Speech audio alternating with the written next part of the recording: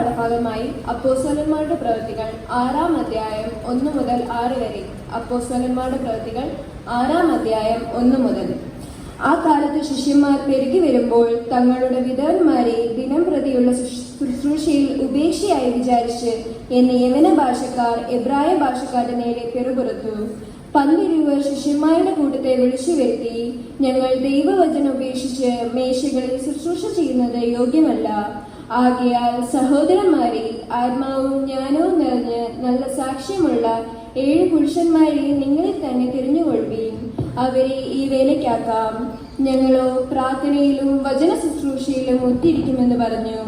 ഈ വാക്ക് കൂട്ടത്തിനൊക്കെയും ബോധ്യമായി.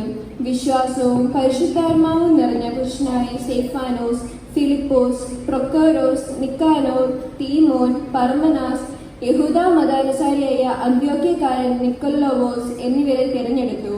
അപ്പോസ്തലന്മാരുടെ മുമ്പാകെ നിർത്തി അവർ പ്രാർത്ഥിച്ച് അവരുടെ മേൽ കൈവച്ചു. ഇപ്രകാരം പാഠഭാഗങ്ങൾ അവസാനിച്ചു.